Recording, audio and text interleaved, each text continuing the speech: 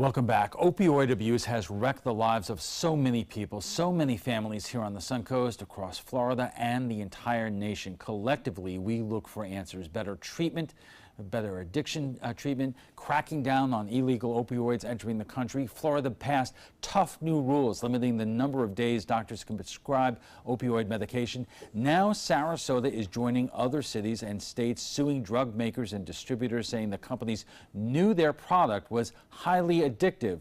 So what do you think? Joining us for more is Sarasota Deputy Mayor Liz Alpert, Attorney Bill Robertson of Kirk Pinkerton, the city firm that we hired to handle the case. And Liz, let me start with you.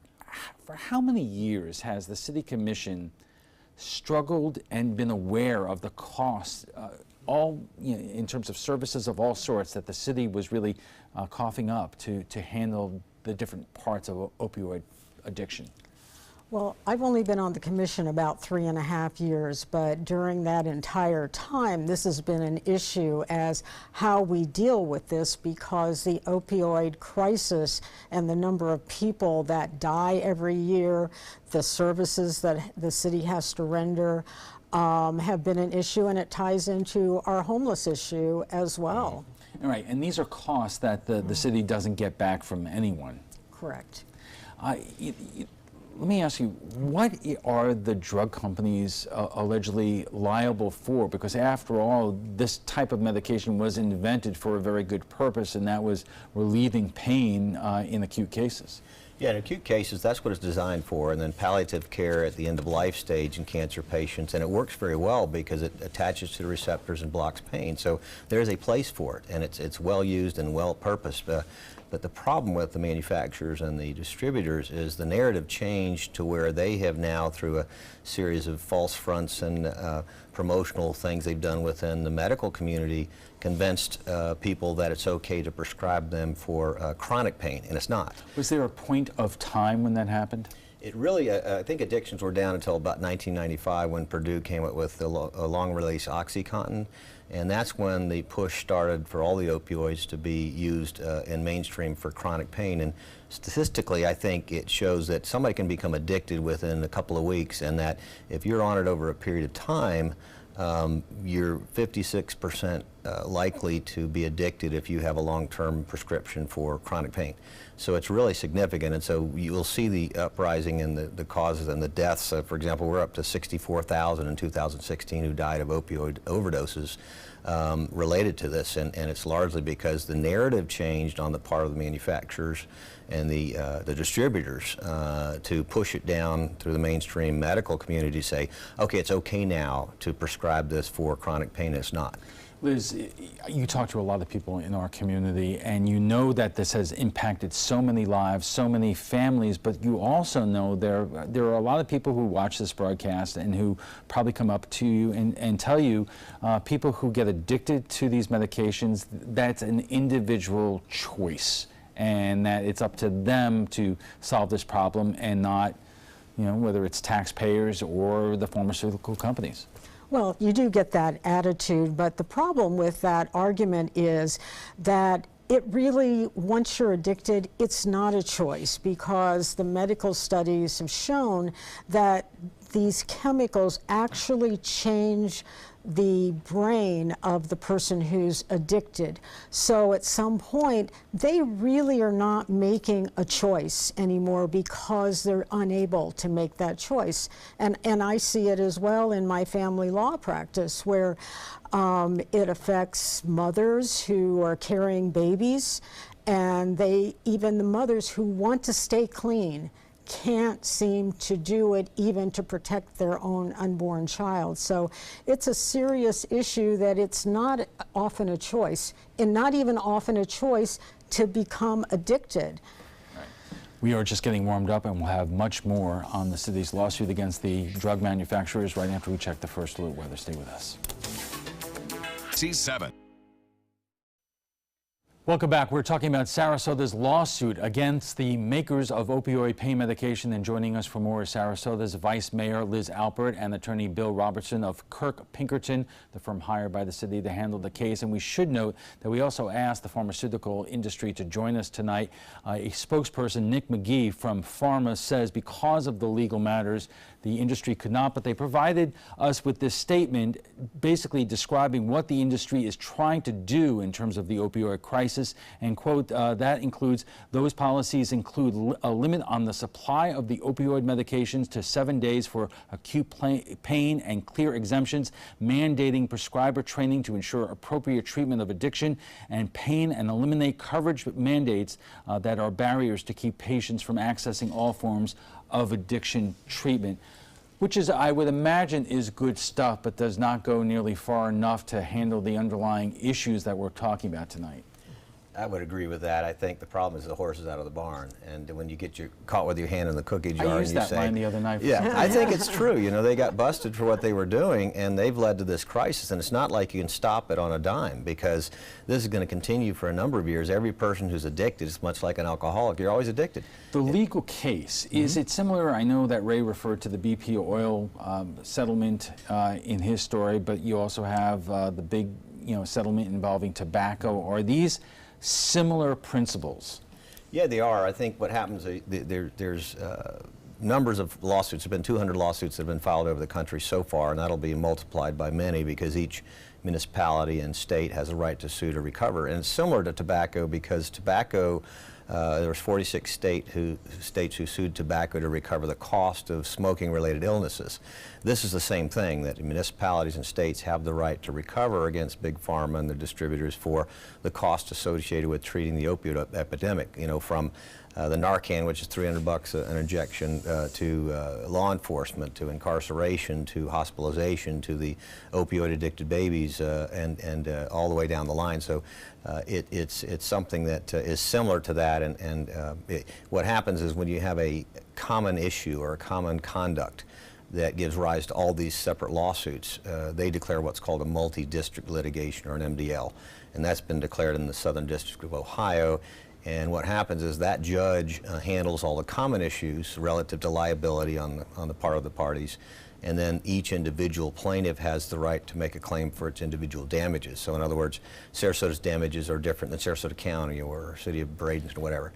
So that's how it's handled. So we sit back and wait until they get done with the common issues until we farm back to here. So Liz, Sarasota is the first community in Florida that is joining this lawsuit, but obviously the opioid epidemic is ravaging Manatee County, and I would imagine every major and minor city and town throughout the state. Has there been any effort by the city to coordinate efforts with other communities throughout Florida? We haven't, but I believe your law firm, correct, has been approaching some of the other cities, because it would make sense that really all of us get together and say, we need relief from this, that, you caused this problem, this is what it's costing us, so we should be able to recover our damages for what's happening. In addition, individuals who become addicted to this, they would have also grounds for suing the manufacturers for, really, it was, false advertising, one of the things, telling doctors that they couldn't get addicted, and now, of course, they're finding out that none of that was true. There are a couple of questions here. Sarasota and the county have done a very good job over the last 5 years in terms of eliminating pill mills, and there was state action on that as well. But there are still pain management practices in Sarasota, the city and the county, that are still in business, and they do have a role, I would imagine. But what are the areas, if Sarasota won a settlement, that you would like to see this money spent on? Well, obviously, I'm one of 5 commissioners, but if we were able to recover, I'd like to see it to go towards offsetting certainly some of the expenses that we've incurred. But I'd also like to see if we couldn't take some of it and put it into some treatment programs, or some of the programs that we're already supporting, such as the drug treatment and those sorts of things that the Centerpoint group that they're doing rehab and recovery, and try to stop it there. You know, I remind people every opportunity I get that Florida, the state of Florida, ranks dead last in the entire nation in terms of funding mental health, which means that when people get into trouble and they need treatment and they need treatment beds, good luck in Florida. That's a huge issue, and that's, you know, I mean, that ties into, as I said, the homeless issue. It ties into the, you know, gun control issue. All of these things are interrelated, and, you know, opioid addiction is a big factor. But Bill, if we're talking about principles and cases similar to the BP case and tobacco, these are cases that take a long time to prosecute and therefore get, you know, if you're lucky to win a settlement or negotiate a settlement, how many years are we talking about here? You know, if we had to litigate this case till the end, it might take 2 to 3 to 5 years potentially. But what I expect to do, because of the massive pressure that's going to be borne down on the manufacturers and distributors, is that there'll be a settlement reached, and the judge who's overseeing the MDL has indicated he'd like to get something going by the end of this year. Now, that's pretty optimistic, but what I suspect will happen is at some point over the next year or two, there'll be some effort to come up with a global settlement that'll then be redistributed to the various plaintiffs who filed suit on some, you know, proportional basis. Is there any indication yet the pharmaceutical industry is doing anything to change how it markets these drugs or does its business? Because I know that here also in the statement that I was given, that the industry in general is trying to accelerate the development of non-opioid pain medications. I would imagine that would be good news to a lot of people. Yeah, it should be, because that's appropriate for chronic pain. You know, the opioids have a place, as I said before, for acute pain for a short period of time, as well as the end-of-life care. And so there's a great place for those things, but they have to come up with alternatives. And recent studies have shown that the opioids don't, in fact, do any better for chronic pain than some of the over-counter stuff that's not opioid. So there's a place for that, but it's not nearly as profitable. So they don't have a choice at this point in time but do a U-turn and try to do something different because they've gotten caught. Liz, I don't know if you know the answer to this, but I'm going to ask you anyway, because we're dealing with opioid abuse in a number of different ways. We're, you know, the pharmaceutical industries, you know, the Percocets and the Vicodins and the Oxycondones, that kind of medication, but also illegal opioids that are coming into this country from overseas.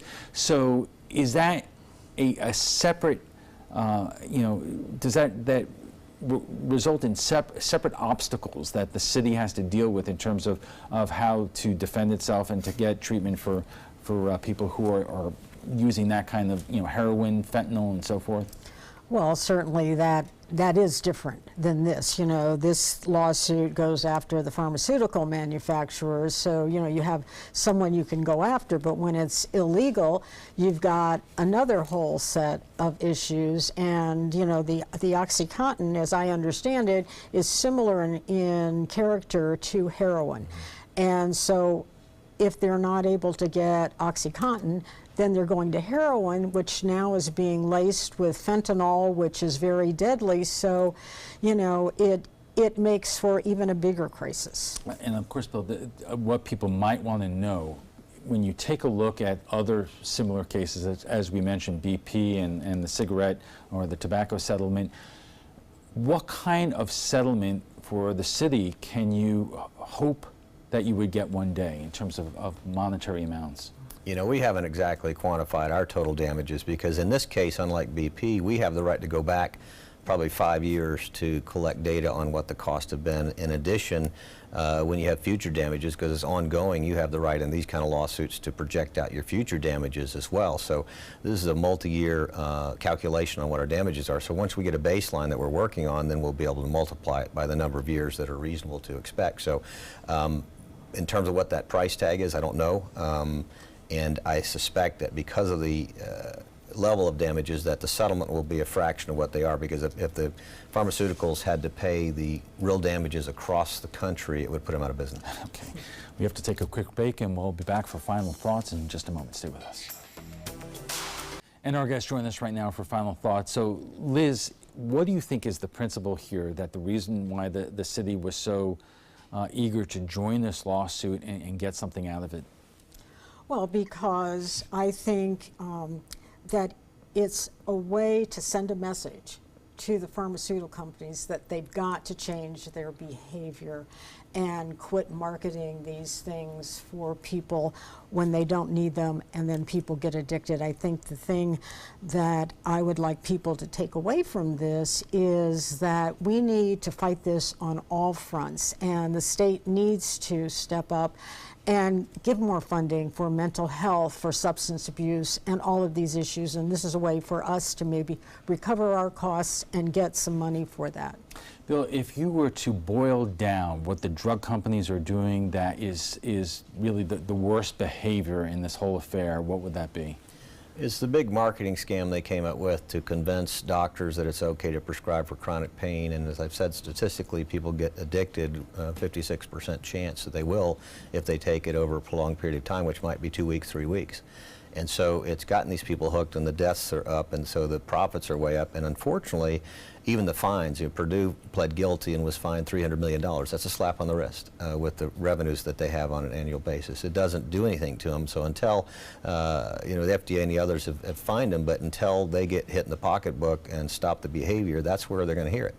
So I guess my takeaway would be that those of us like us who will take on the cause on a contingency fee basis across the country are going to send them a message and stop the behavior. And that's, until then, they're not going to stop. All right, well, thank you both. Thank you. Before we go, we want to share with you what some of you had to say about last night's show on the race for Congress in South County. Congressman Tom Rooney is retiring after 10 years in office. Florida's 17th Congressional District will be looking for a new congressman in November. Republican State Representative Julio Gonzalez and Republican State Senator Greg Stubbe have both announced that they will be running. On the Democratic side, businesswoman April Freeman and respiratory therapist Bill Pollard are also running. We went to Facebook to hear your thoughts, and Dottie says, what is to miss about Congressman Rooney? He lives in D.C., which does nothing for our district. Michelle says, glad he will be gone, looking for a quality Republican conservative candidate. Well, if you'd like to join the conversation on tonight's topic, just visit our Facebook page at facebook.com/mysuncoast.com.abc7. And FYI, you can watch past discussions on demand. They're available on Apple TV, Amazon Fire, and Roku. And for the latest on local breaking news, don't forget to download the updated version of our app. If your current app doesn't work, it's expired. Just go to the App Store and re-download it by searching for WWSB or My Suncoast. We want to thank both our guests for being here tonight. Sarasota's Vice Mayor Liz Albert and Attorney Bill Robertson of Kirk Pinkerton, the firm hired by the city to handle this case.